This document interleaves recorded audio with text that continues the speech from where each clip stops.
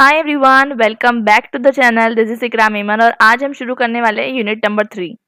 तो मुझे बहुत टाइम से स्टूडेंट्स कह रहे थे कि ideas and institutions in Indian political thought के बाकी चैप्टर्स लेकर आओ कमेंट सेक्शन में।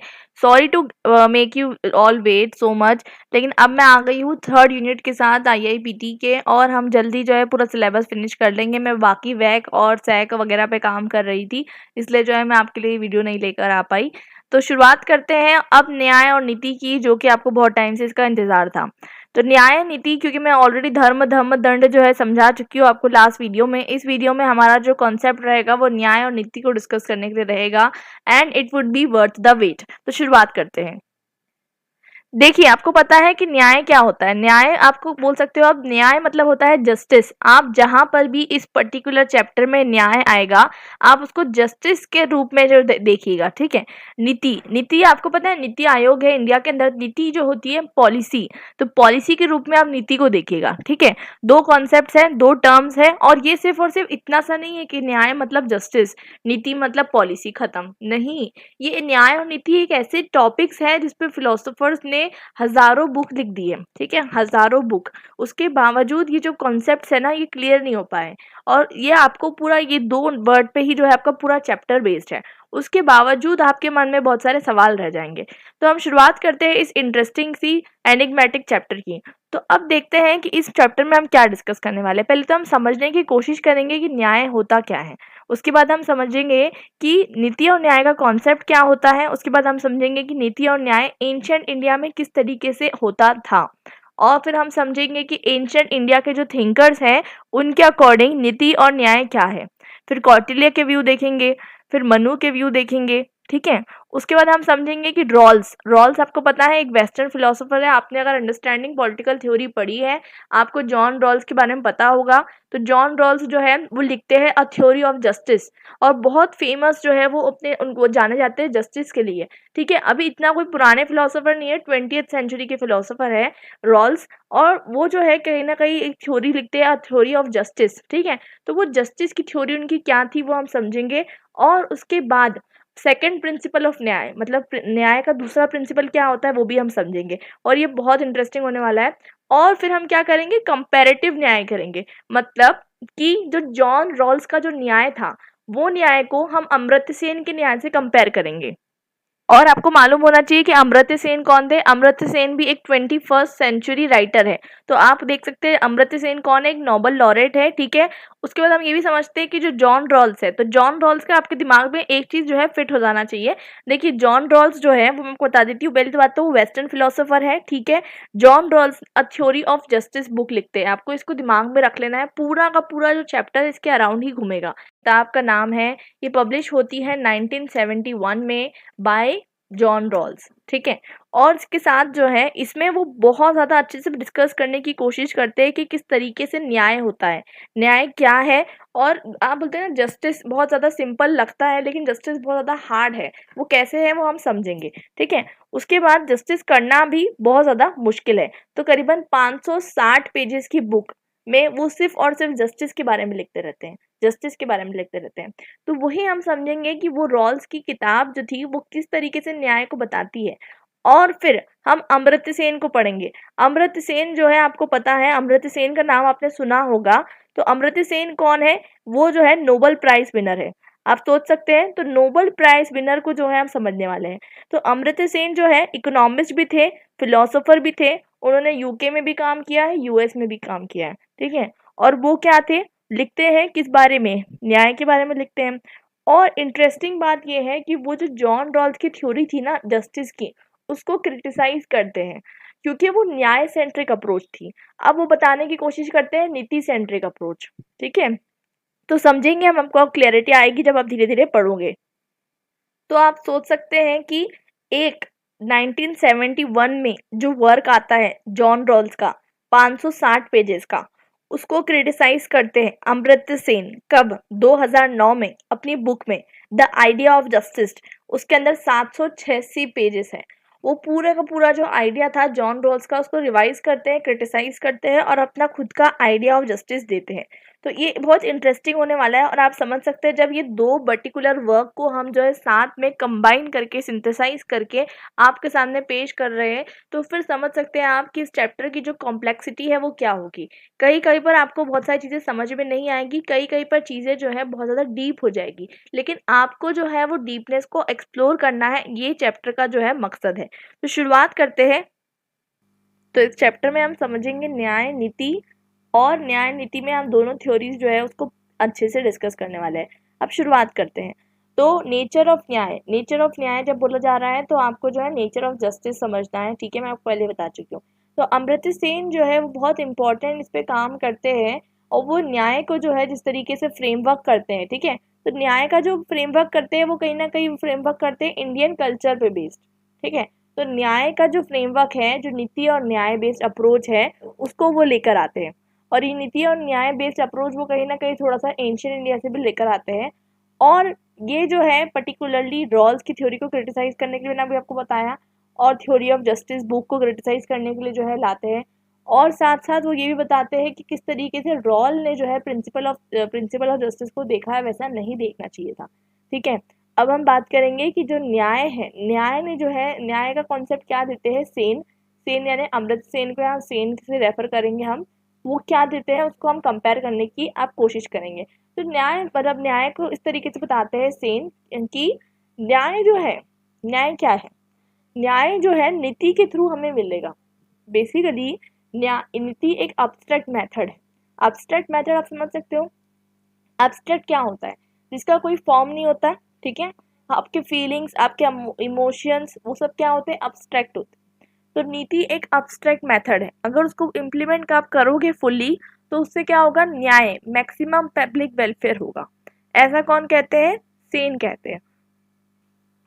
तो जहाँ तक कि अभी एक डिफरेंस तो आपको पता चल गया होगा कि जो रॉल्स थे, तो रॉल्स जो है वो लिमिटेड थे कि जस्टिस के आइडिया तक लिमिटेड थे, लेकिन जो हमारे सेन है, अमर्त्य सेन, वो जस्टिस से आगे बढ़कर नीति तक आ जाते हैं। उनका मतलब ये होता है कि नीति बहुत इंपॉर्टेंट रोल प्ले करती है न्याय इंश्योर करने में। तो देखिए ये बात सही है, अगर आप आज के कॉन्टेक्स्ट में देखती है, ठीक है, मैं आपको एग्जाम्पल देती हूँ, यहाँ आपको एग्जाम्पल नहीं मिलेगा। आपको अगर आज के टाइम पे न्याय एक जगह पे इंश्योर करना है, एक जस्टिस इंश्योर करना है, तो आप कोई नीतियों का फॉर्मेशन करोगे, राइट, आप पॉलिसीज का फॉर्मेशन करोगे।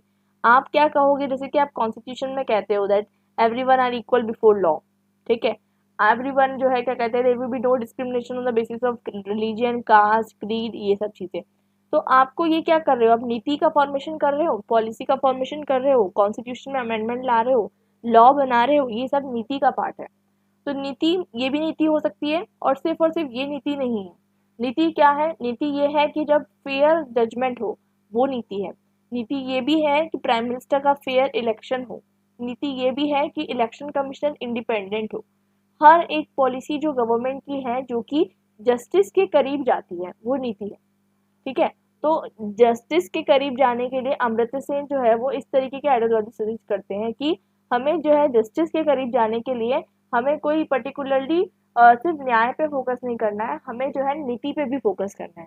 तो नीति मतलब क्या होता है कि जो पॉलिसीज होती है गवर्नमेंट की, वो नीति है। अब देखिए अगर आप सिर्फ जस्टिस के बारे में सोचते रहेंगे तो वो एक बहुत ज़्यादा आइडियलिस्टिक अप्रोच हो जाएगी। कभी भी कोई भी आपको अगर न्याय को पूरी तरीके से इंश्योर करना है तो उसके लिए आपको पॉलिसीज बनाना बहुत ज़्यादा ज़रूरी है, और यही जो है एसेंस रहता है अमर्त्य सेन का बुक का, द आइडिया ऑफ जस्टिस। उसमें वो यही बताते हैं कि नीति एंड न्याय आर इक्वली इम्पोर्टेंट। तो आप समझते हैं कि जो डेफिनेशन होती है न्याय की वो क्या होती है। तो न्याय एक ऐसा टर्म है जो बहुत ज़्यादा वेग है, ठीक है, इसकी कोई डेफिनेशन आप नहीं फॉर्म आउट कर सकते हो, ठीक है। अब आप सोचोगे नहीं, न्याय की जो डेफिनेशन होती है, न्याय मतलब क्या होता है, इक्वालिटी होता है, वो भी हम डिस्कस करेंगे। तो न्याय एक ऐसा कॉम्प्लेक्स कॉन्सेप्ट है जो कि बहुत ज़्यादा स्कॉलरली इंक कंज्यूम कर चुका है, मतलब हज़ारों स्कॉलर्स, मैंने आपको पहले बताया, न्याय के बारे में लिख चुके हैं, लेकिन उसके बावजूद जो है न्याय को अभी तक के डिकोड नहीं कर पाए। तो बताते हैं कि बाइबल में न्याय क्या होता है। न्याय बताया जाता है कि न्याय का मतलब होता है कि लोगों को जनरल क्वालिटी मिले, ये न्याय है, ठीक है। अब ये कॉन्सेप्ट भी वेग है क्योंकि कोई एक कॉमन स्टैंडर्ड नहीं दिया जा रहा है यहाँ पर, ठीक है, कोई कॉमन स्टैंडर्ड नहीं दिया जा रहा है कि जनरल क्वालिटी में क्या। जैसे कि थॉमस हॉब्स, लॉक, रूसो, आप देखोगे लाइफ, लिबर्टी, प्रॉपर्टी की बात करते हैं। ठीक है, वो बोलते हैं कि हमें जो है 3 चीज़ें इंपॉर्टेंट है एक ह्यूमन बीइंग के लिए, लाइफ, लिबर्टी एंड प्रॉपर्टी। आप वो मत छीनो, वो न्याय है। तो क्या लाइफ, लिबर्टी, प्रॉपर्टी मिल गई तो क्या कहते हैं न्याय हो जाएगा? फूड नहीं चाहिए, फूड सिक्योरिटी नहीं चाहिए, एनिमी से सिक्योरिटी नहीं चाहिए, बहुत सारी चीज़ें हैं। अब प्लेटो क्या बताते हैं? प्लेटो जो है वो किस पे एम्फोसाइज करते हैं? रियल पार्ट पे एम्फोसाइज करते हैं, प्रोसीजरल पार्ट पे इम्पैक्ट नहीं करते। मतलब वो जो है बोलते हैं कि न्याय क्या है, न्याय को वो किस तरीके से बताते हैं कि न्याय को कोई तरीके की पॉलिसी में नहीं बताते। वो प्लेटो जो है वो बताते हैं कि न्याय जो है वो क्या है, एक एब्स्ट्रैक्ट आइडिया के फॉर्म में बताते हैं। समझ रहे हो आप? मतलब जैसे कि आपको जो है ठंडी लग रही है, आपको गर्मी लग रही है, आपको ये सब चीज़ें आप बोलते हो ना कि मुझे ठंडी लग रही है, मुझे गर्मी लग रही है। आप ऐसा थोड़ी ना बोलते हो कि मुझे कितनी ठंडी लग रही है, मुझे कितनी गर्मी लग रही है। आप बोल सकते हो? नहीं बोल सकते हो। तो बेसिकली आप जो है कोई भी अपने आइडिया को तोल नहीं सकते, कैलकुलेट नहीं कर सकते क्वांटिटेटिवली। आप अपने आइडियाज़ को क्वालिटेटिवली कैलकुलेट करते हो। तो वैसे ही प्लेटो भी जो है एक तरीके से रियल पार्ट पे एम्फसाइज करते हैं रेदर देन प्रोसीजरल एस्पेक्ट। अब मार्क्स की बात करते हैं। मार्क्सिज्म की तो पूरी फिलॉसफी आपने पढ़ी होगी, हिस्टोरिकल मटेरियलिज्म पढ़ा होगा, एलियनेशन पढ़ा होगा और बहुत कुछ। लेकिन मार्क्स भी जो है वो न्याय को नहीं बता पाते। मार्क्स के अकॉर्डिंग न्याय क्या है? मार्क्स के अकॉर्डिंग न्याय जो है वो एक तरीके से है ना झूठ है। झूठ है इन द सेंस क्या है, मतलब बेसिकली एक मास्क है, एक ऐसा मास्क है जो कि क्या कहते हैं कैपिटलिस्ट एक्सप्लॉयटेशन को बढ़ावा दे रहा है। ठीक है, मतलब मार्क्स ये कहना चाहते हैं कि जो कैपिटलिस्ट सोसाइटी होती है जहाँ पर जैसे कि क्लास बेस्ड सोसाइटी होती है, मार्क्स का तो कॉन्सेप्ट ही अलग चलता है, आपको मालूम है। आज भी क्लासलेस सोसाइटी, क्लास वाली सोसाइटी एग्जिस्ट करती है। कोई अपर क्लास है, कोई मिडिल क्लास है, कोई लोअर क्लास है। ठीक है, ये इंडिया में नहीं पूरी दुनिया में हो रहा है कि कोई अपर क्लास है, कोई लोअर क्लास है। लेकिन मार्क्स के अकॉर्डिंग क्या चलता है कि क्लासलेस सोसाइटी होना चाहिए। अब क्लासलेस सोसाइटी का जो इमर्जेंस है ये प्रैक्टिकली इम्पॉसिबल है, ऐसे बहुत सारे स्कॉलर्स मानते हैं। लेकिन हम यहाँ पर मार्क्सिज्म के बारे में डिस्कस नहीं करना चाहते, वो हमने यूपीटी में डिस्कस कर लिया था। इसी के साथ मुझे याद भी आया कि यूपीटी जो है अंडरस्टैंडिंग पॉलिटिकल थ्योरी के मैंने 5 यूनिट के वीडियोस बना दिए हैं।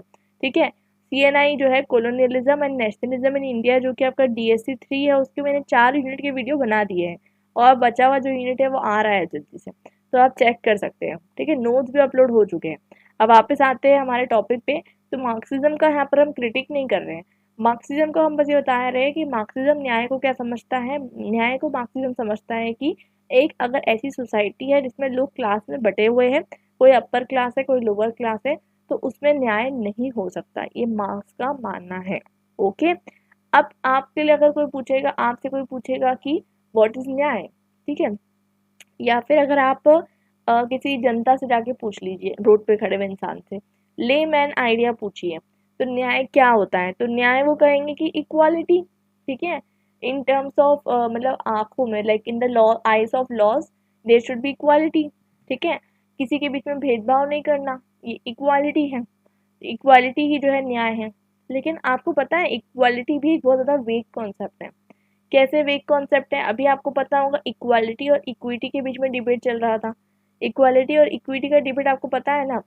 इक्वालिटी मतलब देखिए अभी जैसे रिसेंट जो आइडियलिस्ट आने लग गए हैं, वो मानते हैं कि दो अनइक्वल चीज़ों को, देखिए मैं आपको बताती हूँ।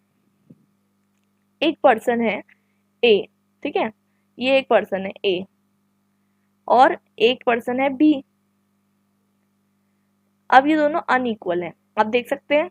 मतलब ये दोनों पर्सन में हाइट के हिसाब से नहीं देख रही हूँ, मैं आपको बता रही हूँ कि कोई भी एस्पेक्ट में ये लोग जो है अनइक्वल हो गए। ठीक है, ये दोनों को आप पर्सन समझ लीजिए। ये दोनों जो है पर्सन है और ये दोनों अनइक्वल है। ठीक है, कोई भी एस्पेक्ट में। लेकिन आप बोलोगे ये दोनों जो है इक्वल है। ठीक है, क्योंकि in the eyes of laws दोनों इक्वल है। तो बेसिकली इक्वालिटी का और जो इक्विटी का डिबेट चल रहा है ना, वो बहुत लंबा डिबेट है और वो अभी तक चले आ रहा है। ठीक है, कौन सा कॉन्सेप्ट? इक्वालिटी का और इक्विटी का। आपने तो इक्वालिटी मतलब ये होती है कि असमान लोगों को एक जैसा ट्रीटमेंट देना। ठीक है, तो इक्वालिटी का जो भी कॉन्सेप्ट आ रहा है मतलब ये कि अगर आप असमान लोगों को भी असमान ट्रीटमेंट दोगे तो क्या आप जस्टिस कर रहे हो? मतलब कहने का मतलब ये है कि देखिए मैं आपको बताती हूँ। आज के टाइम में आपने इंडिया में देखा होगा कि रिजर्वेशन है। ठीक है, तो कोई आर्ग्यू करेगा कि रिजर्वेशन तो जस्टिस के अगेंस्ट है, सब लोग तो इक्वल हैं, तो रिजर्वेशन की क्या ज़रूरत है। ठीक है, कुछ स्कॉलरशिप जो है वो स्पेसिफिकली आप देखोगे माइनॉरिटी के लिए है, कुछ स्पेसिफिक गर्ल्स के लिए है, कुछ स्पेसिफिक जो है पर्टिकुलरली आप देखोगे for the scheduled caste scheduled tribes के लिए है। तो ये इक्वालिटी कैसी हुई, सबको स्कॉलरशिप मिलना चाहिए, आप ऐसा आर्ग्यू कर सकते हो। लेकिन ये इक्वालिटी अप्रोच नहीं है, ये इक्विटी अप्रोच है। ठीक है, ये कौन सा अप्रोच है, ये इक्विटी अप्रोच है। तो इक्विटी अप्रोच मतलब अनइक्वल लोगों को आप अगर इक्वली ट्रीट करोगे तो उससे कहीं ना कहीं और ज़्यादा उनकी इनइक्वालिटीज़ बढ़ती जाएगी। तो क्योंकि इंडियन कॉन्स्टिट्यूशन ने रिकॉग्नाइज किया कि कुछ जो कास्ट है और क्लास है वो ज़्यादा बैकवर्ड है, इसलिए उनको स्पेशल प्रोटेक्शन चाहिए। तो वो खैर वो तो अलग बात हो गई रिजर्वेशन की, यहाँ पर रिजर्वेशन मुद्दा नहीं है हमारा। तो मुद्दा ये सिर्फ ये है कि आपको समझाना, क्योंकि ये जो एक कॉन्सेप्ट है ना, ये इतना वीक कॉन्सेप्ट है कि इसको समझने के लिए आपको बहुत दिमाग लगेगा। ठीक है, और आपके दिमाग की जो बत्तियां है ना वो खुल जाएगी, मतलब आपका दिमाग जो है वो कहीं ना कहीं एक थोड़े से नेक्स्ट लेवल पे सोचने के लिए मजबूर हो जाएगा। तो बेसिकली न्याय जो है, न्याय को आप बोल सकते हो कि इक्वालिटी, लेकिन इक्वालिटी भी खुद अपने आप में क्या है, वेग कॉन्सेप्ट है। ओके, एंड इक्वालिटी भी क्या है, एक रिलेटिव कॉन्सेप्ट है। रिलेटिव कॉन्सेप्ट है मतलब क्या, देखिए आपको बोला जाएगा कि इक्वालिटी क्या है, आपसे पूछा जाएगा, किसी और से पूछा जाएगा, तो सब अलग अलग आंसर देंगे। तो मेरे लिए हो सकता है कि इक्वालिटी का मतलब ये ना हो कि सब इक्वल है, हो सकता है, क्यों नहीं हो सकता। मेरे लिए इक्वालिटी का आइडिया कुछ और हो सकता है। ठीक है, मेरे लिए इक्वालिटी का आइडिया ये हो सकता है कि जो इक्वल लोग हैं वो इक्वल है। आपके लिए इक्वालिटी का आइडिया ये हो सकता है कि अनइक्वल लोग इक्वल हैं। तो आपका इक्वालिटी का आइडिया अलग है, मेरा इक्वालिटी का आइडिया अलग है। ठीक है, तो इक्वालिटी क्या हो गया, रिलेटिव कॉन्सेप्ट हो गया, एब्सोल्यूट कॉन्सेप्ट नहीं हुआ, क्योंकि इक्वालिटी के लिए सब लोगों के लिए डेफिनेशन क्या है, सेम नहीं है। ठीक है, तो अब जो है ये लेमन नोशन जो होता है कि न्याय इज इक्वालिटी, ये नहीं है। ठीक है, तो न्याय इज नॉट इक्वालिटी, या फिर न्याय अगर इक्वालिटी है तो फिर आप सोचिए कि इक्वालिटी क्या होती है। ठीक है, तो इक्वालिटी को फिर आप जो है डिफाइन करते जाओगे और ख़त्म ही नहीं होगा। ठीक है, अब हम बात करते हैं यूटिलिटेरियन की। हमने अभी क्या पढ़ा, मार्क्स के बारे में पढ़ा, हमने पढ़ा अबाउट अमर्त्य सेन। ठीक है, हमने अभी पढ़ा कि ये जो डिफरेंट डिफरेंट प्लेटो है उनके बारे में पढ़ा। अब हम समझते हैं कि यूटिलिटेरियंस जो होते हैं, अभी मुझे आप कमेंट सेक्शन में करके बताइए आपको कितना याद है यूटिलिटेरियन के फाउंडर कौन थे। मुझे पता है लेकिन मैं आपको नहीं बताऊंगी यूटिलिटेरियन के फाउंडर कौन थे, यूटिलिटेरियनिज्म के फाउंडर कौन माने जाते हैं, जल्दी से मुझे कमेंट सेक्शन में करके बताइए। अगर आपने अंडरस्टैंडिंग पॉलिटिकल थ्योरी पढ़ी है तो आपको उसका आंसर आना चाहिए। तो यूटिलिटेरियनिज्म के लिए आइडिया ये है कि न्याय क्या है, तो न्याय उनके लिए ये है कि greatest task done for the largest number of people. तो मतलब यहाँ पर ये आता है, आपको बहुत अच्छे से पता होगा यूटिलिटेरियनिज्म इस फिलोसफी बेस है कि greatest happiness of greatest number, मतलब ज़्यादातर लोग जो है वो खुश रहना चाहिए। This is utilitarianism. ठीक है, तो इनके लिए न्याय क्या है, इनके लिए न्याय है खुशी। ठीक है, इनके लिए न्याय क्या है, खुशी है। अब वो बात अलग है, उसमें आप डिस्कस कर सकते हो डिओन्टोलॉजिकल लिबरलिज्म, कांटियन लिबरलिज्म। ठीक है, उसमें आप टीलियोजिकल लिबरलिज्म के बारे में डिस्कस कर सकते हो कि खुशी ज़्यादा इम्पोर्टेंट है या एंड ज़्यादा इम्पोर्टेंट है, मीन ज़्यादा इम्पोर्टेंट है या फिर एंड ज़्यादा इम्पोर्टेंट है। वो सब हम कर चुके हैं, वो सब हम कहाँ डिस्कस कर चुके हैं, यूपीटी में कर चुके हैं। आप वहाँ जाके वो देख लीजिए, आपके समझ में आ जाएगा। तो मतलब हम ये डिस्कस कर चुके हैं कि अगर लोगों को खुश रहने में, मतलब किसी पर्टिकुलर चीज़ करने में खुशी मिलती है लेकिन वो उनके लिए अच्छी नहीं है, समझ लीजिए आपको टॉक्सिकेशन करने में खुशी मिलती है, लेकिन इसका मतलब ये नहीं है कि आप टॉक्सिकेट हो जाओगे और आपको खुशी मिलेगी तो आप बोलोगे कि चलो मेरे साथ न्याय हो गया। दैट्स नॉट न्याय, क्योंकि आपको जिस चीज़ में खुशी मिलती है लेकिन वो आपके लिए अच्छा नहीं है, तो बेसिकली वो आप नहीं कर सकते। ठीक है, तो वो एक अलग कॉन्सेप्ट हो जाता है, उसमें भी लोगों के पॉइंट ऑफ व्यू अलग अलग हो जाते हैं। डिओन्टोलॉजिकल लिबरलिज्म के अलग हो जाते हैं और टीलॉजिकल लिबरलिज्म के लिए अलग हो जाते हैं। तो वो हम अलग डिस्कस कर लेंगे, हमने कर लिया ऑलरेडी डिस्कस। अभी हमारा फोकस यहाँ पर क्या है कि ज़्यादातर लोगों के लिए खुशी, ये किसका कॉन्सेप्ट है, ये यूटिलिटेरियनिज्म का कॉन्सेप्ट है। तो यूटिलिटेरियनिज्म इस पे फोकस करते हैं कि ज़्यादातर लोग जो है वो खुश रह सके, यही न्याय है। तो न्याय एक ऐसा कॉन्सेप्ट है जहाँ पर लोगों को डिबेट करने की अपॉर्चुनिटी दी जाती है। जैसे कि आपको पता होगा ना कि पार्लियामेंट में इतने सारे डिबेट होते हैं, ठीक है। नॉट इन इंडियन पार्लियामेंट, आप यूएस पार्लियामेंट देख लीजिए, आप कोई भी पार्लियामेंट देख लीजिए, ब्रिटेन पार्लियामेंट देख लीजिए, आप दुनिया की कोई भी पार्लियामेंट देख लीजिए। इनफैक्ट आप पार्लियामेंट को छोड़िए, आप छोटी छोटी सभा को देख लीजिए। सभा समिति हम जो है डिस्कस कर चुके हैं, थोड़ा और डिस्कस करेंगे। तो सभा समिति देख लीजिए आप, थोड़ा सा कोई भी एक तरीके की ग्राम पंचायत देख लीजिए, या फिर समझ लीजिए आपको अगर क्लास में कोई फैसला लेना है, ठीक है, आपका क्लास का समझ लीजिए, आपकी क्लास में जो है एक टीचर है, उन्होंने कहा है कि आपस आपस में डिस्कस करिए, आप लोग आपस में डिबेट कर रहे हैं और किसी चीज़ को फाइनलाइज आपको करना है। तो बेसिकली जो न्याय होता है वहाँ पर आप क्या देखते हो कि डिफरेंट लोग अपने अपने आइडियाज़ को देंगे। जैसे कि अगर आपको कोई, जैसे कि पूछा गया कि टेस्ट कौन से दिन रखना है, आपने बोला कि मैं ये दिन बोल रहा हूँ, कोई दूसरा कोई दिन बोलेगा, अलग अलग तरीके के लोग अलग अलग बातें बोलेंगे और फिर आप आपस में निगोशिएट करोगे कि नहीं नहीं ऐसा नहीं करना है, फिर ऐसा नहीं करना है, इस तरीके से चीज़ें होगी और उसके बाद जो है फाइनली एक चीज़ डिसाइड होगी, ठीक है। तो इसमें क्या हुआ कि निगोशिएशन हुआ, ठीक है, कहीं ना कहीं निगोशिएशन हुआ, डिफरेंट व्यू पॉइंट कंसिडर किए गए और उसके बाद फैसला लिया गया। क्योंकि हमने ऊपर समझाया था कि न्याय जो है वो एक रिलेटिव कॉन्सेप्ट है, तो इसलिए अलग अलग कॉन्सेप्ट को साथ में लिया जाना बहुत ज़्यादा ज़रूरी है। इसलिए कहीं ना कहीं न्याय में जब आप कंसिडर करते हो तो न्याय में आपके लिए बहुत ज़्यादा ज़रूरी है कि आप जो है अलग अलग लोगों को मौका दें कि वो लोग सब साथ में आए और सब लोग जो है डिबेट करें।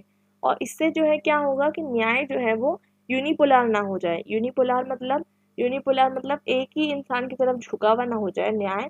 इसलिए जो है आप देखते होंगे ना कि आप जब देखते होंगे कि सुप्रीम कोर्ट के अंदर जो जजेस होते हैं, यूजुअली जो बड़े फैसले होते हैं वो 5 जज, 7 जज, 9 जजेस, 11 जजेस मिलकर लेते हैं, ठीक है। ऑड नंबर लिया जाता है हमेशा, ताकि ऐसा ना हो जाए कि टाई हो जाए, तो ऑड नंबर लिया जाता है, तो उसमें लिए जाते हैं फैसले। तो आप सोच सकते हैं ना कि किस तरीके से वो लोग अलग अलग जजेस होते हैं, सब साथ में मिलकर आते हैं। और इसलिए आते हैं क्योंकि हर एक पर्सन का पर्सपेक्टिव अलग अलग होता है, तो वो न्याय जो है वो गलत ना हो जाए, क्योंकि जस्टिस बहुत इंपॉर्टेंट चीज़ है, ठीक है। तो जस्टिस बहुत इंपॉर्टेंट चीज़ है, इसलिए जस्टिस गलत ना हो जाए इसको इंश्योर करने के लिए बहुत सारे जजेस लिए जाते हैं। और इसलिए जो है कहीं ना कहीं न्याय गलत ना हो जाए, इसलिए अलग अलग जो है व्यूज़ भी लिए जाते हैं। और ये हर एक चीज़ में आपको देखने को मिलेगा कि हर एक जगह पे आपको देखने को मिलेगा कि यही पॉलिसी जो है अपनाई जा रही है, यही पॉलिसी यूनिवर्सली एक्सेप्टेड है। तो अब ये तो हो गई दुनिया की बात, लेकिन अब प्रोफेसर सेन जो है वो क्या बताते हैं। तो प्रोफेसर सेन जो है वो क्या बताते हैं, वो एक चार्ल्स डिकेंस, आपको पता है चार्ल्स डिकेंस एक राइटर थे, इनके कोट्स बहुत इंटरेस्टिंग है। आपको थोड़े से माइंड ट्विस्टिंग कोट्स है, अगर आप इनके कोट्स पढ़ोगे तो, अगर आपने पढ़े हैं तो आपको पता होगा। तो एक उनका कोट है, ठीक है, वो बोलते हैं in a small world where children exist, ठीक है, ध्यान से समझना। एक छोटा सा वर्ल्ड है और वहाँ चिल्ड्रन एग्जिस्ट करते हैं, ठीक है। चिल्ड्रन कैसे होते हैं, उनका नेचर आप दिमाग में इमेजिन करिए। और वर्ल्ड कैसा है, छोटा सा वर्ल्ड, ठीक है, वर्ल्ड जो है वो छोटा सा है और चिल्ड्रन जो है वो एग्जिस्ट कर रहे हैं। न्याय is not so perceived and felt so well. तो देखिए चार्ल्स डिकेंस जो है वो कोट क्या देते हैं, आपको पता होगा चार्ल्स डिकेंस कुछ इस तरीके से कोट देते हैं कि जो छोटा सा दुनिया होती है वर्ल्ड में जिसमें चिल्ड्रन रहते हैं, तो उसमें वो बताते हैं कि इनजस्टिस जो होता है, इनजस्टिस, न्याय का अपोजिट क्या हो गया, इनजस्टिस, जस्टिस का अपोजिट क्या हो गया, इनजस्टिस, अन्याय। तो इससे बेहतर कोई ऐसी चीज़ होगी नहीं जो अन्याय से बेहतर आप फील कर सकते हो और परसीव कर सकते हो। आप बोलते हो ना, क्या कहते हैं, रोज की भाषा में आप बोल देते हो अक्सर, आप चलते फिरते बोलते दिस इज नॉट फेयर, ये मेरे साथ अच्छा नहीं हुआ, मैं डिजर्व नहीं करता था, दिस इज नॉट फेयर, मेरे साथ गलत हुआ है, इनजस्टिस हुआ है। हम अक्सर बोल देते हैं ये सब चीज़ें, ठीक है। तो हम जो है क्यों ऐसा बोल देते हैं, क्योंकि कोई भी इंसान, कोई भी अथॉरिटी आपके साथ जस्टिस करने की कोशिश करती है, लेकिन आप बोलते हो कि नहीं मेरे साथ जस्टिस नहीं हुआ है। आपको लगता है कभी कभी कि नहीं मेरे साथ जस्टिस नहीं हुआ है, बहुत बार लगता होगा। और आपको लगता होगा कि नहीं मैं तो सही हूँ, मेरे साथ जस्टिस नहीं हुआ है, ठीक है। आपको बहुत सारी चीज़ों में कि भाई हमारे साथ गलत हो रहा है, ठीक है, हमारे पर नैप इंट्रोड्यूस कर दिया 2022 और हमारे साथ बहुत अत्याचार किया जा रहा है, ऐसा आपको लगता होगा, ठीक है। तो अलग अलग तरीके से लोगों का सोचना अलग अलग है। अब जिन्होंने जो है पास आउट कर लिया और जिन्होंने 3 साल का ग्रेजुएशन कर लिया और 2 साल का मास्टर्स कर रहे हैं, वो क्या बोलेंगे हमारे साथ न्याय नहीं हुआ है, हमको 5 साल जो है बैचलर्स और मास्टर्स करना पड़ रहा है और ये लोग जो है 4 साल में ही कर लेंगे बैचलर्स मास्टर्स और 75% से ऊपर मार्क्स ला लेंगे। तो वो एक अलग कॉन्सेप्ट हो जाता है। मेरे कहने का मतलब ये है कि न्याय जो होता है ना, बहुत डिफ़िकल्ट होता है। और न्याय को जो दिलाना, मतलब जो न्याय दिलाते हैं, तो न्याय को दिलाना बहुत बड़ा काम होता है और ये बहुत ज़िम्मेदारी वाला काम होता है। तो बेसिकली चार्ल्स डिकेंस मतलब ये बताना चाहते हैं कि न्याय अन्याय से बेहतर, अन्याय की बात कर रहे हो, अन्याय से बेहतर कोई ऐसी चीज़ नहीं है जो आपको फ़ील होगी। अगर आपके साथ कभी कोई सही में इनजस्टिस हुआ होगा, आप वो टाइम याद कीजिए। आपको कैसा लगा, ठीक है, जब आपके साथ इनजस्टिस हुआ हो, आपको कैसी फीलिंग आई होगी? ज़रा 1 मिनट सोचिए, वीडियो को पॉज़ करके सोचिए, जैसे सोचना है सोचिए। तब का टाइम इमेजिन करिए कि आपको जब आपके साथ अन्याय होता है, तब आपको कैसी फीलिंग आती है। और वो फीलिंग बहुत इम्पोर्टेंट है। वो फीलिंग हर एक इंसान के लिए कॉमन है, ठीक है? और जब आप बच्चे रहते हो, जब छोटे चिल्ड्रन रहते हो, स्पेशली जब वो आपको फीलिंग बहुत स्ट्रांग होती है आपके अंदर कि मेरे अंदर न्याय, मतलब मेरे साथ अन्याय हुआ है, मम्मी ने मेरी तरफ आज देखा नहीं, अन्याय हो गया। मम्मी ने आज मेरे से पूछा नहीं, अन्याय हो गया। तो जो बच्चे होते हैं ना छोटे-छोटे, उनके कॉन्सेप्ट में देखा जाए ना, तो उनको न्याय और अन्याय का उनके दिमाग में एक अलग ही इंस्टिंक्ट होता है, ऑलरेडी होता है, ठीक है? उनको चॉकलेट नहीं मिली, मेरे साथ गलत हो गया, ठीक है? उनको ये न्याय जैसा शब्द बोलना नहीं आता, लेकिन उनको अन्याय का जो है फीलिंग आती है, ठीक है? अगर उनको आप चॉकलेट नहीं दोगे, 2 भाई-बहन हैं, एक को चॉकलेट देना, कभी दूसरे को मत देना, देखना वो क्या करता है, ठीक है? छोटे बच्चों के साथ ऐसा मत करना, लेकिन बता रही हूँ। तो उनको इनजस्टिस बहुत अच्छे से फील होता है।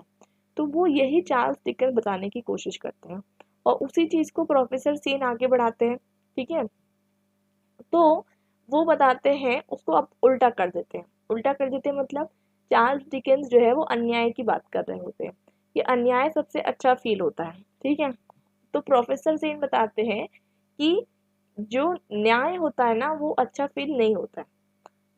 मतलब कि न्याय जो है आप समझ नहीं पाते हो, क्योंकि सब जो है सबको मतलब बताना चाहते हैं कि एक छोटा सा वर्ल्ड है और हम सब जो है बच्चे हैं, ठीक है? हम सब बच्चे हैं, मतलब हम लोग सब बच्चे इन द सेंस बताना चाहते हैं कि वर्ल्ड के अंदर सब लोग बच्चे हैं और जो न्याय होता है ना, वो न्याय समझने के लिए आप बच्चे हो। मतलब न्याय को आप समझ नहीं पाते हो। तो अब जब आपको ऐसा कोई चीज़ बोलते हैं ना कि आप जो है क्या कहते हैं ये चीज़ नहीं समझ पाओगे, तो आपको ज़्यादा समझने की वो होती है ना उत्सुकता, क्यूरोसिटी होती है। तो वैसी क्यूरोसिटी भी लोगों के मन में न्याय के लिए जाग जाती है। तो फर्दर और लोगों के मन में क्या आ जाता है, न्याय के लिए जो है और ज़्यादा स्ट्रॉन्ग आइडिया आ जाता है कि हमको न्याय समझना है। तो यहाँ पर ये बात की जा रही है कि जो न्याय होता है, ठीक है, ध्यान से समझिएगा, कंफ्यूज मत हुइएगा। अगर कोई भी डाउट हो मुझे कमेंट सेक्शन में करके बताइएगा, मैं आपको और समझा दूंगी, लेकिन कंफ्यूज नहीं होना है क्योंकि ये बहुत इंपॉर्टेंट टॉपिक है। तो देखिए यहाँ पर आपको समझना है कि जो न्याय है, तो न्याय जो है बेसिकली यहाँ पर ये बताया जा रहा है कि जब आपको न्याय को समझना है ना, तब आपको अन्याय को समझना पड़ेगा। ये बहुत इंपॉर्टेंट चीज़ है, ठीक है? इसके बारे में हम और चर्चा करेंगे थोड़ा आगे आगे। तो अब इसके बारे में पहले ये समझ लेते हैं कि जो न्याय का जो आइडिया जो अमर्त्य सेन ने बनाया था, वो कहाँ से शुरुआत की थी, जहाँ से जॉन रॉल्स ने अपना आइडिया छोड़ दिया था, ठीक है? इतना पेजेस लिखने के बाद जो उन्होंने जहाँ पर आइडिया को लेफ्ट किया था, वो आइडिया को वहीं से उठाकर जो है कौन कंटिन्यू करते हैं, अमर्त्य सेन, ठीक है? अब बताती हूँ आपको मैं रॉल्स थ्योरी में क्या था। तो रॉल्स थ्योरी जो है वो डील करती है एक उटोपियन जस्ट सोसाइटी के साथ। आपको ये तो पता होगा ना कि दुनिया में क्या कहते हैं, आपको ऐसा लगता होगा कि अगर जब तक आपको लगता रहता है ना कि मेरे साथ जब सब चीज़ें सही हो रही है, तब तक आपके साथ न्याय होता रहता है। आपको लगता है दुनिया सब सही है, ठीक है, दुनिया में सब सही हो रहा है। जैसे आपके साथ किसी दिन कोई अन्याय हो गया, ठीक है, अन्याय मतलब बहुत छोटा सा वर्ड, अन्याय तो बहुत बड़ा वर्ड जाता है, लेकिन आपके साथ थोड़ा सा भी अनफेयरनेस हो जाती है अगर, थोड़ा सा भी, तो आपको ऐसा लगता है ना पूरी दुनिया ही खराब है। तो बेसिकली जॉन रॉल्स ये बताते हैं कि किस तरीके से वो एक वर्ल्ड को इमेजिन करते हैं जो कि पूरी तरीके से जस्ट सोसाइटी हो। जस्ट सोसाइटी मतलब उटोपियन सोसाइटी। उटोपियन आपको बहुत अच्छे से पता होना चाहिए, टर्म आपने बचपन से पढ़ रहे आ रहे हो कि उटोपियन मतलब एक ऐसा विजन जो एग्जिस्ट नहीं करता लेकिन लोग सोचते हैं कि उसको एग्जिस्ट करना चाहिए। इट मीन्स दैट कि उटोपियन जो होता है, उटोपिया जिसे हम कहते हैं, वो एक ऐसा टर्म होता है, एक ऐसी वर्ल्ड होता है जो एग्जिस्ट नहीं करता लेकिन सपनों की दुनिया, ठीक है? आप सोचोगे सपनों की दुनिया में कि सब इक्वल है, सब जो है क्या कहते हैं आपस में साथ में रह रहे हैं, खुशी खुशी रह रहे हैं, सब जो है क्या कहते हैं, कोई किसी को परेशान नहीं कर रहा है, किसी के साथ अनजस्टिस नहीं हो रहा है, ठीक है। पूरा आप हेवन व्यू सोच लीजिए, तो आप सोच सकते हैं हेवन। तो अब क्या कहते हैं, अर्थ में आप वो चीज़ करने जाओगे तो नहीं होने वाली, ठीक है। उटोपिया आपको कभी अचीव होने ही नहीं वाला। उटोपिया जस्ट लाइक मिराज है, मिराज आपको पता है। तो बेसिकली उटोपिया का जो कॉन्सेप्ट है ना, तो वो उटोपिया के कॉन्सेप्ट के बारे में रॉल्स बात करते हैं। मतलब रॉल्स बताते हैं कि जस्टिस कितना कॉम्प्लेक्स आइडिया है और उसको अचीव करने के लिए आपको बहुत ज़्यादा जो है उटोपिया में जाना पड़ेगा। अब आप उटोपिया में तो जा नहीं सकते हो, नहीं जा सकते हो ना। तो अब आपको अगर उसको रियल वर्ल्ड में करना है तो वो कैसे करेंगे, तो उसका आंसर अमर्त्य सेन देते हैं, थोड़े से प्रैक्टिकल अप्रोच के साथ। तो जो रॉल्स आइडिया देते हैं ना, वो थोड़ा परफेक्शनिज्म वाला आइडिया होता है, थोड़ा आइडियलिस्टिक आइडिया होता है। और जो हमारे इनका आइडिया होता है अमर्त्य सेन का, वो थोड़ा सा रियलिस्टिक होता है और कहीं ना कहीं थोड़ा सा जो होता है नीति सेंट्रिक होता है। क्लियर हो गया यहाँ तक के?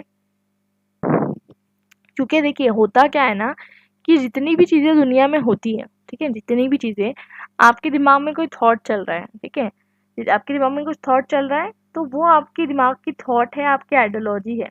लेकिन वो जब दुनिया में आपको लेकर आनी है, तो वो आइडियलिस्टिक फॉर्म में नहीं आएगी, वो रियलिस्टिक फॉर्म। मतलब ये कि आप सोचोगे कि सबके साथ अच्छा हो, सबके साथ बहुत अच्छा हो, लेकिन ऐसा नहीं होगा। सोसाइटी में रियलिस्टिकली आपको चीज़ों को देखना पड़ेगा, एनालाइज करना पड़ेगा और समझना पड़ेगा। कुछ लोग अमीर रहेंगे, कुछ लोग गरीब रहेंगे, किसी को कुछ बीमारी रहेगी, किसी को कुछ बीमारी नहीं रहेगी, कोई मोटा रहेगा, कोई पतला रहेगा। बहुत सारी जो है अलग अलग तरीके की इनइक्वालिटी सोसाइटी में आपको दिखेगी। तो आप सोचोगे कि मैं एब्सोल्यूट न्याय करूँ, ठीक है, एब्सोल्यूट न्याय, तो वो पॉसिबल नहीं है, ठीक है। इन वर्ल्डली लेवल वो पॉसिबल नहीं है कि आप एब्सोल्यूट न्याय करो, क्योंकि जब आप न्याय करने जाओगे तो कहीं ना कहीं ये चीज़ कौन समझाते हैं, रॉल समझाते हैं।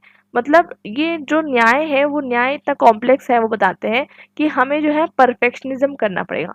अब क्या ह्यूमन परफेक्ट हो सकता है? नहीं हो सकता। तो आप फिर परफेक्शनिज्म लाओगे कहाँ से? तो मतलब रॉल्स का आइडिया यही था कि जो जस्टिस है वो एक बहुत ज़्यादा वेग कॉन्सेप्ट है और उसके अंदर आप न्याय नहीं कर सकते हो, ठीक है। I hope it's clear now. और समझते हैं हम कि जो सोशल कॉन्ट्रैक्ट थ्योरी थी, आपको पता है सोशल कॉन्ट्रैक्ट थ्योरी आपने अंडरस्टैंडिंग पॉलिटिकल थ्योरी में पढ़ा होगा, 16 17 18 सेंचुरी में रोजियो हॉब्स एंड लॉक्स के द्वारा जो है काउंट मतलब जो है निकाली गई थी सोशल कॉन्ट्रैक्ट थ्योरी। अगर हम वेस्टर्न कॉन्टेक्स्ट में बात करें तो इंडियन कॉन्टेक्स्ट में पहले भी निकाली गई थी। तो बेसिकली सोशल कॉन्ट्रैक्ट थ्योरी जो है, ये तीनों तरीके की जो थ्योरी है, ये जो है किस पे फोकस करती है, इंस्टीट्यूशनल अरेंजमेंट पे फोकस करती है। देखिए इंस्टीट्यूशनल अरेंजमेंट, मैं आपको दो चीज़ें समझाऊंगी। देखिए दो चीज़ें होती है, एक आपकी सोसाइटी है, तो सोसाइटी में दो चीज़ें एग्जिस्ट करेगी, ठीक है। एक करेंगे आपकी जो एक ये पूरी आपकी सोसाइटी है, ठीक है, ये जो है आपका ये पूरी सोसाइटी है, सर्कल आपकी सोसाइटी है। इसमें जो है इंस्टीट्यूशन बहुत कम रहते हैं, ठीक है। जैसे कि आप देखोगे ब्यूरोक्रेसी इंस्टीट्यूशन हो गया, पुलिस इंस्टीट्यूशन हो गया, लॉ एंड ऑर्डर हो गया, प्राइम मिनिस्टर, कैबिनेट मिनिस्टर, ये सब जो है डॉट्स जो है, ये सब चीज़ें क्या है, ये सब इंस्टीट्यूशन है। लेकिन ये जो पूरी सोसाइटी जो है ना, ये जो पूरा ब्लैंक है एरिया, ये पूरी सोसाइटी आपकी। तो ये जितने भी सोशल कॉन्ट्रैक्ट थ्योरिस्ट है ना, वो क्या करते हैं, ये सिर्फ इंस्टीट्यूशन को सही करने के पीछे लगे हुए होते हैं, ठीक है। तो इंस्टीट्यूशन को सही करने के पीछे लगे हुए होते हैं और वो बोलते हैं कि अगर इंस्टीट्यूशन सही तरीके से काम करेगा तो अल्टीमेटली हमें न्याय मिल जाएगा। जैसे कि फॉर एग्जांपल आप जो है, मैंने आपको बताया पहले भी कि आपके साथ कुछ होता है, आप पुलिस के पास जाओगे, पुलिस वाले आपको जो है भेजेंगे टू दी कोर्ट, ठीक है। कोर्ट में भेजेंगे, कोर्ट में मतलब आपका केस रजिस्टर हुआ, आपने केस लड़ा, केस लड़ने के बाद आपको जो है या तो जस्टिस मिलेगा या तो अनजस्टिस नहीं मिलेगा, हो सकता है जस्टिस मिले नहीं मिले। तो ये एक स्टेप हो गया, एक प्रोसीजर हो गया। इसमें क्या ज़रूरत है कि जो इंस्टीट्यूशंस है वो प्रॉपरली वर्कआउट करें। तो यहाँ पर ये चीज़ हमको क्लियर हो गई। दूसरी चीज़ हमें ये भी समझ में आती है कि ये जो हमें जो इंस्टीट्यूशन को सही करना है, उसके लिए हमें क्या करना पड़ेगा, इंस्टीट्यूशन को सही करने के ऊपर पूरा का पूरा ध्यान किसका है, जॉन रॉल्स का। और बाकी सारे जितने भी जो कॉन्ट्रैक्चुअलिस्ट कहते हैं, जिसे हम क्या कहते हैं, कॉन्ट्रैक्चुअलिस्ट कहते हैं, जैसे कि रोजियो हॉब्स एंड लॉ के, तो वो सब किस पे फोकस कर रहे हैं, वो सब इंस्टीट्यूशन पे फोकस कर रहे हैं, इसलिए उन्हें हम कहते हैं ट्रांसेंडेंटल इंस्टीट्यूशनिज्म, ठीक है। क्या कहते हैं हम, transcendental institutionalism. What does it signify? It signifies this कि इंसान, वो जो उनका पूरा फोकस है वो किस पे फोकस है, उनका फोकस है पर्टिकुलरली इंस्टीट्यूशन को सही करने में, ठीक है। तो ये आप टर्म याद रखिएगा, ठीक है, लिख के रख लीजिए, आपको याद रखना है। तो ट्रांसेंडेंटल इंस्टीट्यूशनलिज्म, ठीक है, दिस इज एन आइडियोलॉजी। अब अमर्त्य सेन क्या करते हैं, तो अमर्त्य सेन नीति और न्याय को यूज करते हैं, ठीक है, नीति और न्याय को यूज करते हैं और नीति से थोड़ा आगे बढ़कर वो न्याय पे ज़्यादा फोकस करते हैं। वो क्या बताते हैं कि अगर नीति, जैसे कि हम देखते हैं नीति, आपको मैंने बताया था पॉलिसीज, ठीक है, नीति जो होती है पॉलिसीज, ठीक है, तो नीति से आगे बढ़कर वो थोड़ा सा जो है न्याय पे फोकस करते हैं। वो बताते हैं किस तरीके से, मैंने आपको पहले बताया था, आपने अगर अटेंड किया होगा तो लेक्चर इसके पहले वाला, तो मैंने आपको बताया था मत्स्य न्याय के बारे में। देखिए मत्स्य न्याय क्या होता है कि मत्स्य न्याय मतलब law of fish. Law of fish मतलब यहाँ पर देखिए एक समुंदर है, ठीक है, वहाँ पर जो बड़ी मछली होती है वो छोटी मछलियों को खा जाती है, ठीक है। जानवरों का जो वर्ल्ड होता है वहाँ पर भी यही होता है कि द माइटियर इज राइट, तो माइट इज राइट वाला रूल होता है वहाँ पर कोई जस्टिस वस्टिस की बात नहीं होती है कि कोई इंसान वीक है, कोई इंसान ये है वो है। तो मतलब बेसिकली वहाँ पर आप देखोगे लॉ ऑफ फिश यानी मत्स्य न्याय। मत्स्य न्याय का मतलब कॉन्सेप्ट ये होता है कि आप जो है बड़ी मछली छोटी मछली को खा रही है, तो अगर दुनिया में जो ये लॉ सिस्टम है, न्याय सिस्टम है, जस्टिस है और ये स्टेट है, ये सबको हटा दिया जाए, ठीक है, तो हम क्या वर्ल्ड में पहुंच जाएंगे, मत्स्य न्याय में पहुंच जाएंगे। तो ये क्लासिकल लीगल फिलोसोफर्स का मानना है, ठीक है। तो बेसिकली मत्स्य न्याय से बचने के लिए हम स्टेट को फॉर्म करते हैं। स्टेट चाहे मोनार्कियल हो, स्टेट चाहे डेमोक्रेटिक हो, बट स्टेट का अल्टीमेटली काम क्या होता है, नीति और न्याय से रिलेटेड होता है, ठीक है, पॉलिसी एंड जस्टिस से रिलेटेड होता है। तो अमर्त्य सेन का कॉन्सेप्ट यही है कि उनको, वो कहते हैं कि अगर हमें समझना है कि किस तरीके से नीति और न्याय वर्क करता है, तो वो उस चीज़ में हमको लेके जाते हैं कि मत्स्य न्याय क्या होता है। तो मत्स्य न्याय में क्या होगा, एब्सोल्युटली इनजस्टिस होगा इनजस्टिस। तो अब वो कहते हैं कि अब हमें क्या करना है, न्याय को अचीव करने के लिए हमें पहले अन्याय क्या है उसको समझना पड़ेगा। यहाँ पर जो है ना ये अन्याय आना चाहिए, तो यहाँ पर जो हमने गलत लिख के रखा है, तो what is anyaya and how to reduce it. तो बेसिकली यहाँ पर जो है व्हाट इज अन्याय आना चाहिए। तो अन्याय क्या है उनको समझना, और फिर उसके बाद जो है हमें जो है पर्टिकुलरली न्याय को समझेंगे। तो देखिए मैं आपको एक और पीडीएफ यूज़ करके समझाऊंगी, इसमें आपको बहुत ज़्यादा क्लैरिटी मिल जाएगी।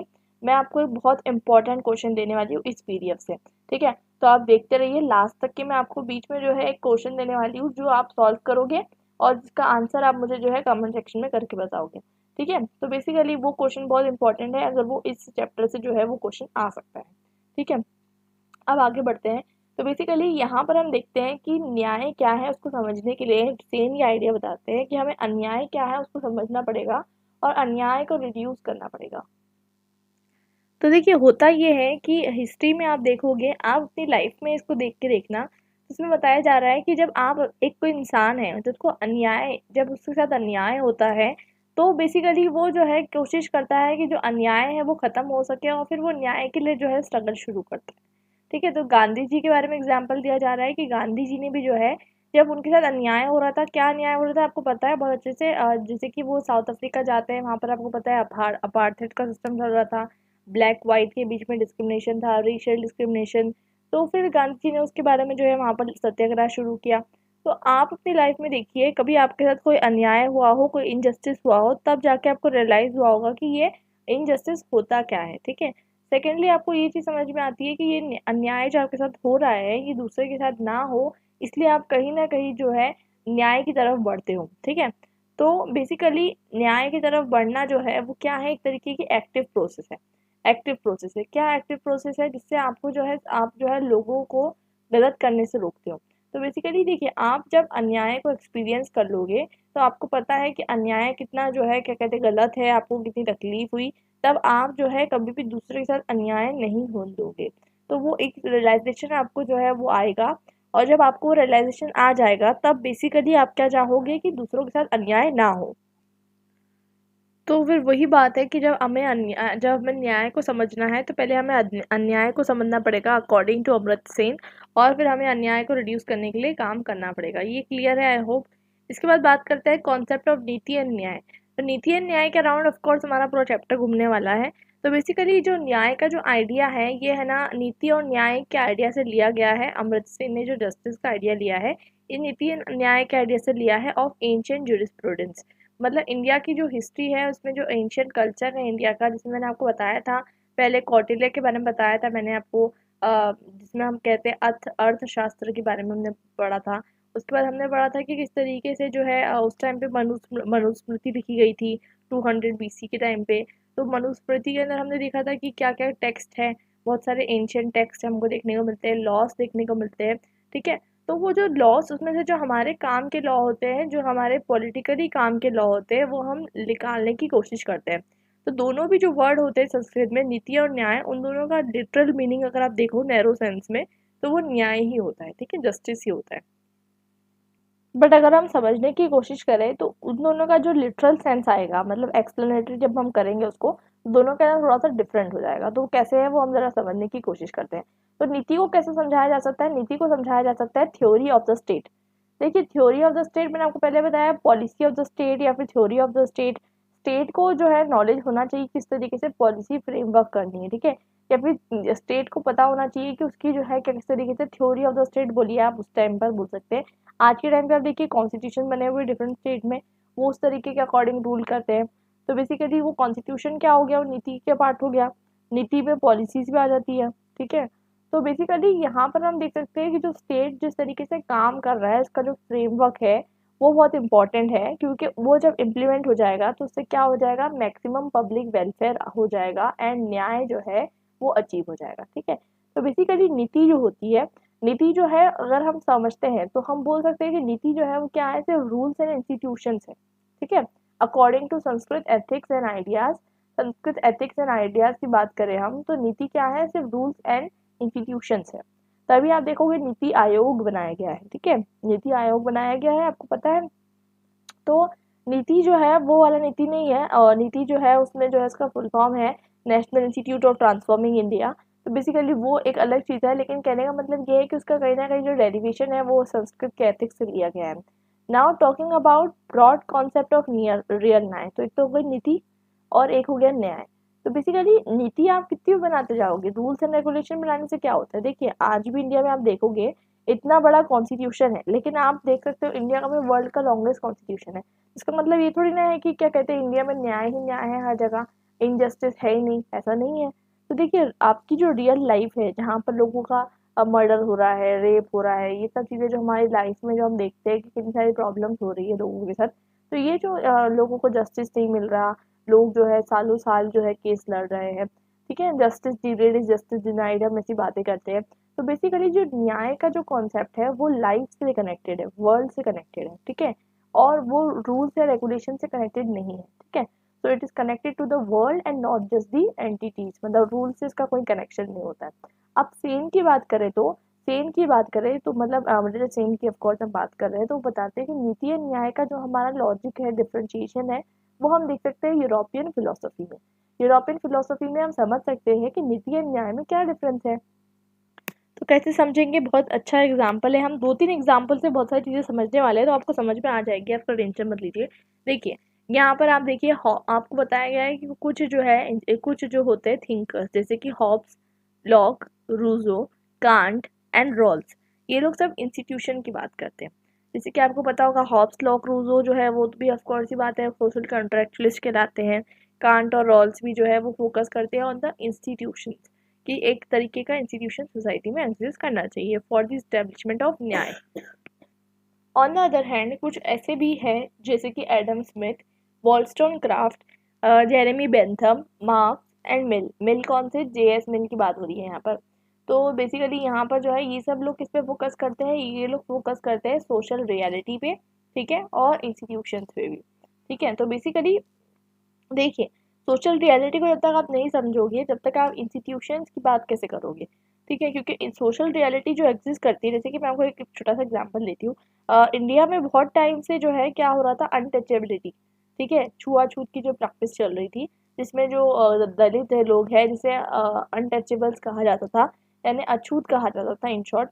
तो उनको बाद में दलित नाम दिया गया, फिर बाद में अलग अलग नामों से बताया गया। तो बेसिकली उनके साथ अन्याय होता था, इनजस्टिस होता था, they were not given the right, ठीक है, तो उनको बहुत सारे राइट्स नहीं दिए जाते थे, उनके साथ डिस्क्रिमिनेशन किया जाता था। तो अब ये क्या चीज़ हो गई, ये सोशल रियलिटी हो गई, ठीक है।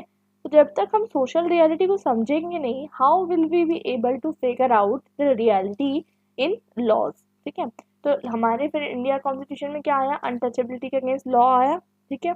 तो बेसिकली जब तक हम सोशल रियलिटी को नहीं समझेंगे, जब तक कि it's not possible for us to frame a niti, niti frame करना या पॉलिसी फ्रेम करना हमारे लिए पॉसिबल नहीं है।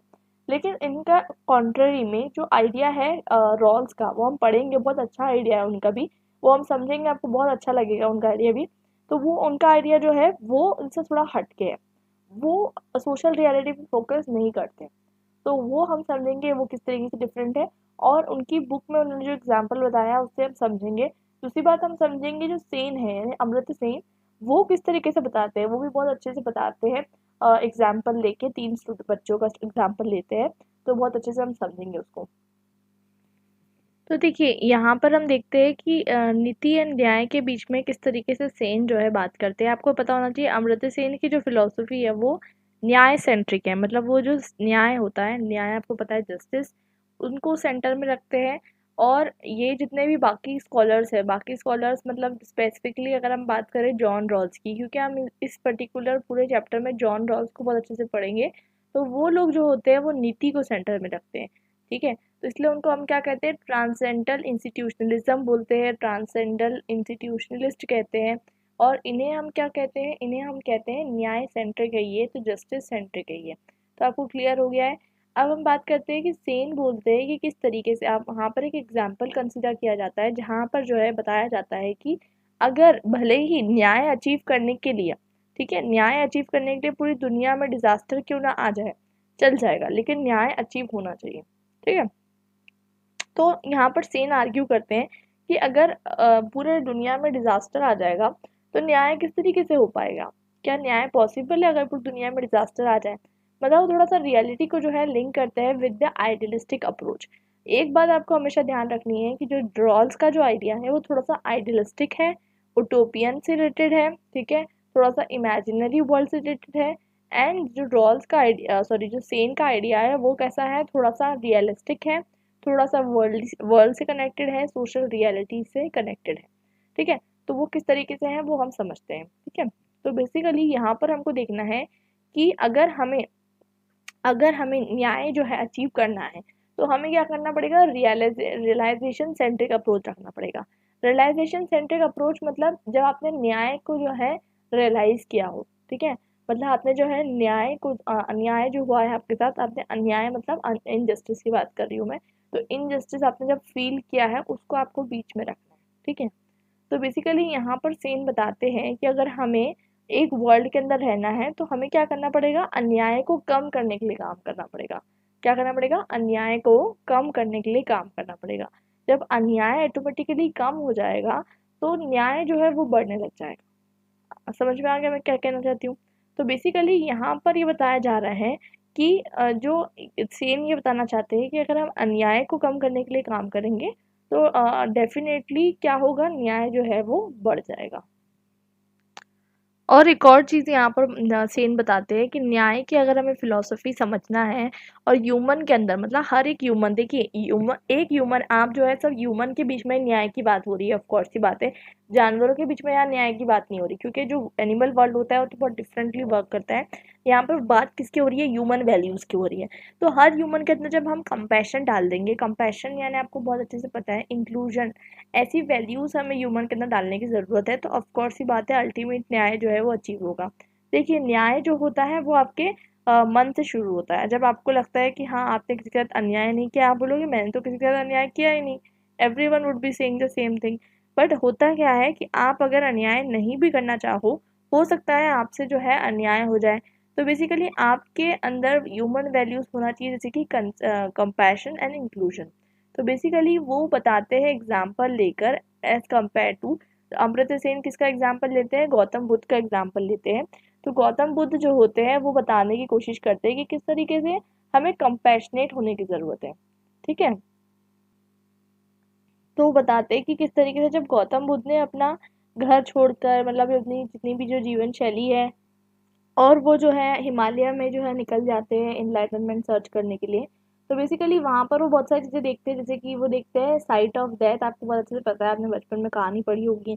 वो डेथ को देखते हैं कि डेथ कैसे हो रही है, डिजीजेस को देखते हैं, इन्फर्मिटी को देखते हैं, कितनी सारी परेशानियाँ हैं। तो फिर उनको ऐसा लगता है कि यार क्या इतनी सारी परेशानियाँ, उनको देख के अजीब लगता है क्योंकि उन्होंने इतनी सारी परेशानी कभी देखी नहीं थी उनकी लाइफ में। तो बेसिकली वो जब देखते हैं और वो समझते हैं कि आप जो है, मतलब आपको अपने आसपास के लोगों को देख के जो है लोगों की चीज़ों को समझने की जो है आपके अंदर क्षमता होनी चाहिए।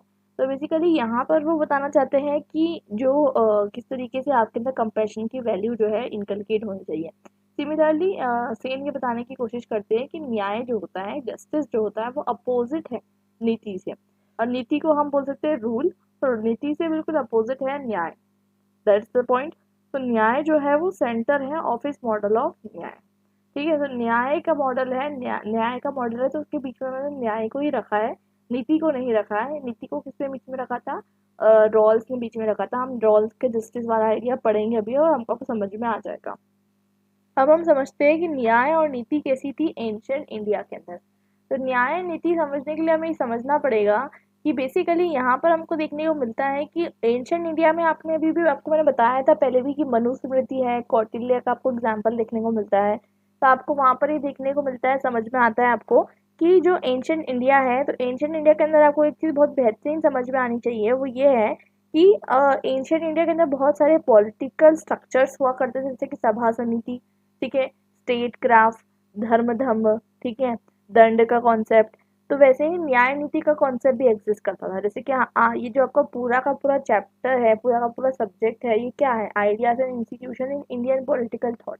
अब इंडियन पॉलिटिकल थॉट मतलब आप देखोगे कि आप मेडिवल आइडिया नहीं पढ़ रहे हो। ठीक है, मेडिवल आइडिया में बहुत सारे जो थे फिलोसोफर्स थे। आप देखोगे कि जो मुगल्स का टाइम था उसके पहले भी आप देखोगे कि बहुत सारे अच्छे अच्छे फिलोसोफर्स हुआ करते थे, लेकिन वो सब हम नहीं पढ़ रहे। हमारा फोकस कहाँ जा रहा है? हमारा फोकस थोड़ा सा कौटिल्य और मनु की तरफ ही घूम रहा है। तो बेसिकली कौटिल्य और मनु की तरफ हमारा जो फोकस फोकस जा रहा है, तो उसमें भी न्याय और नीति जो है वो कॉन्सेप्ट यूज किया करते थे। लेकिन क्या हुआ कि हमारे इंडिपेंडेंस के बाद हमने क्या किया? हमने जो है बहुत सारा मॉडल जो है वो वेस्टर्न के हिसाब से ले लिया, क्योंकि ब्रिटिशर्स ने हम पे बहुत टाइम तक रूल किया था। जैसे कि आपको पता होगा कि जो ब्रिटिश पार्लियामेंट्री सिस्टम हो गया, ब्रिटिश एवरीथिंग, हर चीज़ हमने ब्रिटिशर्स से ले ली। तो बेसिकली हमने जो है क्या कहते हैं, हमारे जो एंशियंट कल्चर चला आ रहा था उसमें से हमने कोई भी सिस्टम नहीं लिया। ठीक है, और बेसिकली जब आप इंडियन एथिक्स की बात करते हो तो इंडियन एथिक्स में भी मतलब जो है एंशियंट लॉ के बारे में डिस्कस नहीं किया गया है। तो अभी हमें ज़रूरत है कि हम न्याय नीति जो है समझे एंशियंट इंडिया की। ठीक है, और एंशियंट इंडिया की न्याय नीति समझने की हमें ज़रूरत है। तो बेसिकली यहाँ पर हम देखेंगे कि जहाँ जैसे कि आपको ये बताया जाएगा, अभी आप नेक्स्ट चैप्टर पढ़ोगे ना तो आपको समझ में आएगा किस तरीके से वहाँ पर मोनार्की हुआ करती थी। ठीक है, मोनार्की हुआ करती थी, डेफिनेट सी बात है। लेकिन मोनार्की के साथ सभा और समिति का भी कॉन्सेप्ट था, जो कहीं ना कहीं बहुत ज़्यादा डेमोक्रेटिक था। तो वो जो सिस्टम है वो सिस्टम हम समझेंगे, उसके बाद हम जुडिशियल सिस्टम को समझेंगे, और उस टाइम पर किस तरीके से नीति और न्याय हुआ करता था वो भी हम समझेंगे। ठीक है, तो बेसिकली जो मॉडर्न राइटर्स जब ये थॉम, ऐसा नहीं है आप सोचते हो, देखिए यही तो पॉइंट है कि आप लोग जो पढ़ना शुरू करते हो आप लोग वही पढ़ते हो जो आपको पढ़ाया जाता है। ठीक है, कभी आप कोई रिसर्च करने की कोशिश नहीं करते हो। आप देखोगे ग्रीक में, ठीक है, बहुत सारे अलग अलग फिलोसोफर्स आए, बहुत सारी अलग अलग चीज़ें हुई, लेकिन आप जो है लिमिटेड रहते हो सिर्फ वेस्टर्न फिलोसोफर्स तक के, वेस्टर्न थिंकर्स तक के। ऐसा नहीं है कि सिर्फ सारे के सारे फिलोसोफर्स वहीं पर जन्म लेते हैं। अलग अलग दुनिया में अलग अलग जगह पे बहुत सारे अच्छे अच्छे फिलोसोफर्स जो है, राइटर्स जो है, बहुत सारे थिंकर्स, बहुत सारे लोगों ने जन्म लिया है, लेकिन आपको उनके बारे में पता नहीं है। तो वो चीज़ आपको समझने की यहाँ पर ज़रूरत है। तो यहाँ पर ये बताया जा रहा है कि जो एंशियंट इंडिया के अंदर अगर हम सिस्टम को देखें पर्टिकुलरली, तो यहाँ पर आपको ये भी समझने की ज़रूरत है, क्योंकि आपके सिलेबस में इंडिया से रिलेटेड चीज़ें हैं तो आपको सिर्फ इंडिया से रिलेटेड चीज़ें ही पढ़ाया जाएगी। इसका मतलब ये नहीं है कि पूरी दुनिया में सिर्फ इंडिया ही है। आपको जो है एक्सप्लोर करने की ज़रूरत है, और बाकी स्कॉलर्स जिसके बारे में आपको नहीं पढ़ाया गया है उसके बारे में भी समझने की ज़रूरत है। अभी हम बात करते हैं कि इंडिया के अंदर हम जब बात करते हैं एंशियंट इंडिया के बारे में, तो हमें नीति और जुडिशियल सिस्टम देखने को मिलता है। देखिए ऑफकोर्स ही बात है, जब से दुनिया चली आ रही है, जब से आप देखोगे जहाँ पर भी स्टेट का फॉर्मेशन होता है, जहाँ पर भी एक तरीके का राजा होता है, वहाँ पर जुडिशियल सिस्टम बहुत ज़्यादा ज़रूरी होता है। ठीक है, तो जुडिशियल सिस्टम का क्या काम होता है कि जितने भी पर्सन है उन सबका कंडक्ट जो है वो देखना। ठीक है, ऑफकोर्स ही बात है। उसके बाद हम बात करते हैं कि वहाँ पर जब जुडिशियल सिस्टम बनता है तो अलग अलग सज़ाओं के लिए, मतलब अलग अलग पनिशमेंट के लिए अलग अलग सज़ा दी जाती है, और डिफरेंट पनिशमेंट होती है डिफरेंट क्रिमिनल लॉज के लिए। ठीक है, और पनिशमेंट भी डिसाइड की जाती है on the basis of the allegation, मतलब कितना बड़ा इल्ज़ाम है, कितना बड़ा जुर्म है, उसके अकॉर्डिंग जो है आपकी पनिशमेंट डिसाइड की जाएगी। तो बेसिकली इस टाइम आपको ये भी देखने को मिलता है कि एंशियंट इंडिया में भी जो है हमें बहुत सारी चीज़ें देखने को मिलती हैं कि किस तरीके से डिफरेंट जो है पनिशमेंट डिसाइड की गई थी डिफरेंट टाइप ऑफ एलिगेशन की थी, ठीक है। अब दूसरी बात ये भी है कि वहाँ पर बहुत सारे अलग अलग चीज़ें की गई थी, जैसे कि इन्वायरमेंटल वैल्यूज़ भी दी गई थी, तो इन्वायरमेंटल को भी मतलब ध्यान दिया गया था। जैसे कि आज के टाइम में क्या हुआ कि बहुत टाइम तक हमने इन्वायरमेंट पे ध्यान नहीं दिया। उसके बाद हम देखेंगे उस टाइम पे जितना पॉल्यूशन वगैरह था नहीं, लेकिन आज जो है हमारा पॉल्यूशन कितना बढ़ चुका है, बिकॉज हमने एडुकेट जो है मेजर्स नहीं लिए for the protection of environment. अब देखिए, अगर हमें न्याय और नीति समझना है तो हमें एंशंट इंडिया के जो थिंकर्स हैं उनके अकॉर्डिंग समझना पड़ेगा। तो हम समझते हैं, एक तो हम लेते हैं कौटिल्य का लेते हैं एग्जाम्पल, ठीक है, और एक हम लेते हैं मनुस्मृति का एग्जाम्पल। दो चीज़ें, तो कौटिल्य ने तो जो है अर्थशास्त्र लिखा था, ठीक है, कौटिल्य ने लिखा था अर्थशास्त्र, ठीक है, और मनुस्मृति मनु द्वारा लिखी गई थी। वैसे ऐसा कंफर्म नहीं मिलता है हमें कि मनुस्मृति मनु द्वारा लिखी गई थी, बट स्टिल हम मानते हैं कि मनुस्मृति जो है मनु द्वारा लिखी गई थी।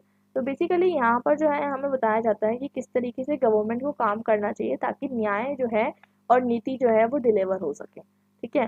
तो और ये बताया जाता है कि जिस तरीके से डॉक्टर जो होता है, डॉक्टर की क्या करता है, पेशेंट की बॉडी में से अगर कुछ चीज़ खराब हो गई हो तो वो चीज़ निकाल लेता है, वो रिमूव कर देता है।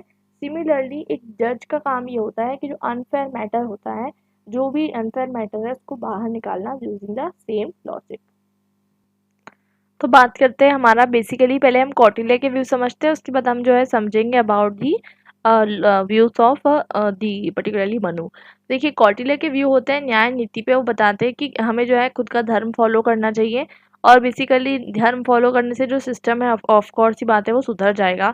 और उसके बाद वो बताते हैं कि किस तरीके से बहुत सारे जो सिटीजन्स होते हैं वो किस तरीके से डिफरेंट तरीके के लॉज को वायलेट करते हैं, ठीक है, ऑफ कोर्स ही बात है। आज के टाइम पे भी आप देखोगे कि सिटीजन्स जो है कुछ ना कुछ लॉज तो तोड़ते रहते हैं, तो इसलिए अलग अलग तरीके के जुडिशियल अरेंजमेंट भी किए जाते हैं ताकि लोगों को जो है पर्टिकुलरली जज किया जाए, लोगों को जो है सही तरीके से कहीं ना कहीं पनिश किया जाए, ठीक है। तो बेसिकली जब लोग जो है पर्टिकुलरली न्याय के बिना जो है लोगों के पास रिलीजन नहीं रहेगा, मीनिंग नहीं रहेगा, वर्क नहीं रहेगा, सेल्वेशन नहीं रहेगा। तो न्याय बहुत ज़्यादा ज़रूरी है, क्योंकि देखिए लोगों के पास, अगर आपके पास अगर वर्ल्ड में अगर न्याय नहीं हो रहा है तो आपका मन ही नहीं करेगा कि आप जो है कुछ काम करो। जब आप काम कर रहे हो आपको सैलरी नहीं मिल रही, आप जो है क्या कहते हैं आपकी लाइफ रिस्क में है, तो बहुत सारी अलग अलग चीज़ें आ जाती है, न्याय बहुत ज़्यादा ज़रूरी होता है। तो बेसिकली न्याय जो है वो इतना ज़रूरी है, इसलिए कौटिल्य जो है वो एम्फसाइज करते हैं न्याय और नीति पे। यहाँ तक कि वो बोलते हैं कि न्याय जो है वो क्या है, लाइफ ब्लड है ऑफ द स्टेट। अगर लाइफ मतलब न्याय नहीं रहेगा तो फिर स्टेट भी काम नहीं कर सकता। अब बात करते हैं कि कौटिल्य जो है जज का सिलेक्शन करने की किस तरीके से बात करता है।